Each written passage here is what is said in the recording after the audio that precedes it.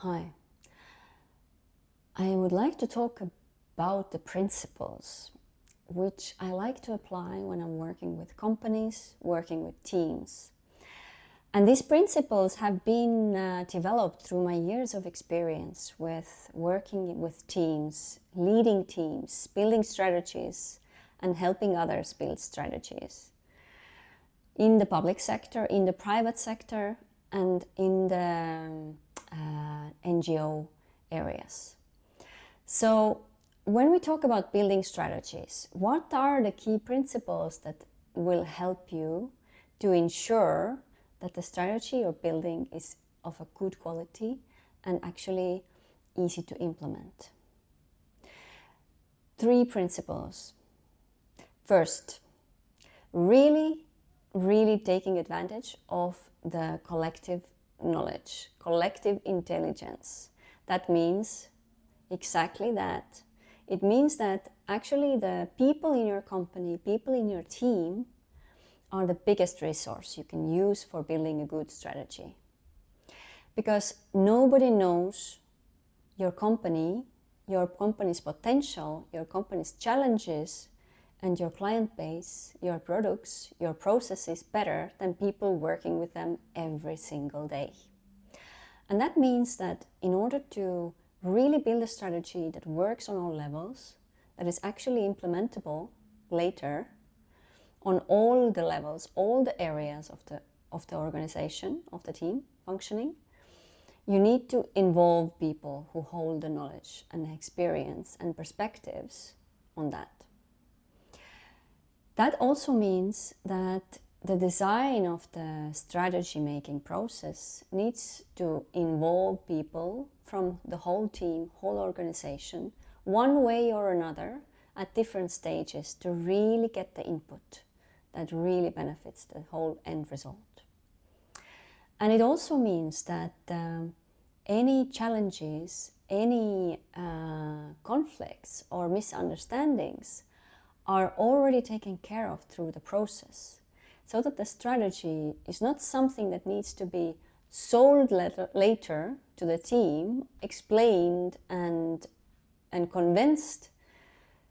Instead of that, you get a strategy that is contributed by the whole team, that is made by the whole team and owned by the whole team. That means that you don't need to start selling it once it's done. You can start implementing it right away. And when we talk about building a strategy, another key point is really taking into account reality checks before, during, and after the strategy. And we're making the reality check in different ways. Before the strategy, we really make an audit inside the company to really gather information and opinions and analysis from different parts of the organization and the team to see what is working, what is not working, where are the bottlenecks for the processes, where are the areas that are not well regulated enough to really function properly, where are we wasting our resources, our time, our human resources, where are we overspending them, where are we lacking them. In order to really know what is the best way forward, we need to take into account where are we right now in the moment. And that means taking real stock about how things are working currently in the organization. Another area of reality check before starting the strategy is actually taking a good account of the situation outside of the organization. What is happening in our customers, in our clients' lives? What are the trends that are influencing them and their decisions and their needs? What are the general trends in the field in where we operate? What are the economical, social, cultural trends in the area where we operate? What are the global trends? And so on. Also, when we start making the strategy, when we are in the process of the strategy, let's say we're designing a company DNA, we're looking into values of what the company and what the team holds. When we look at each value, we ask, how does it actually imply our everyday work? How does it actually come up for our clients? Through which actual steps or ways of connecting and serving them can we actually make this value very clear and very visible and very sensed by the people? If we design a certain new approach, how would it work in real life? How we design the actual process inside the company? How do we communicate it inside and outside?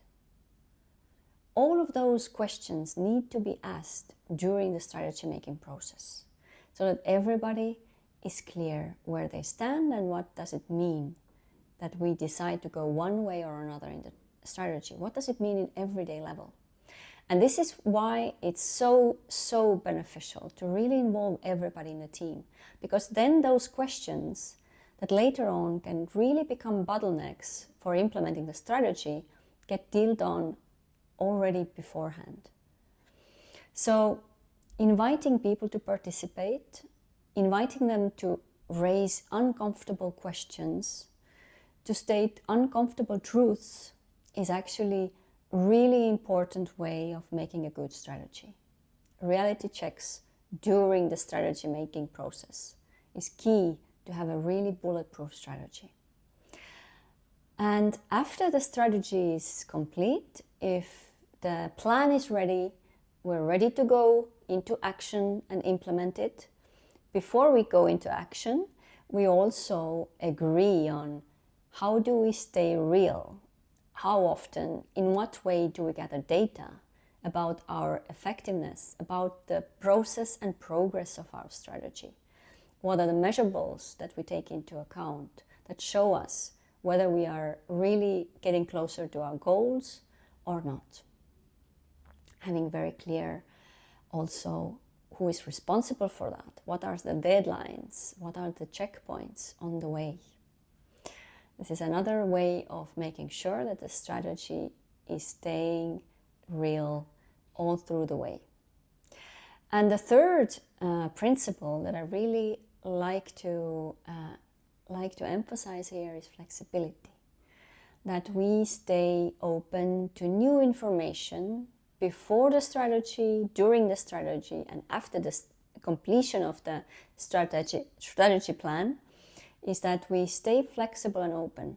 If there is a new information that really is implying that the choices we've made so far won't work so well, then we take this into account and we adjust the strategy.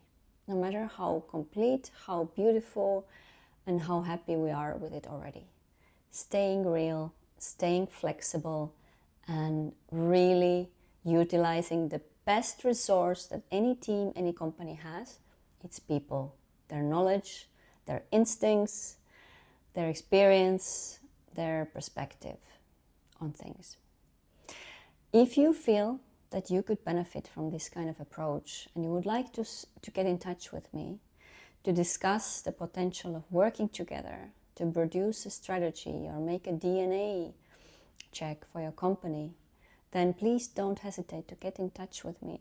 You can schedule a free call where we discuss further what are your needs, where are you at the moment, where do you need to be, and how we could work together. Looking forward to it.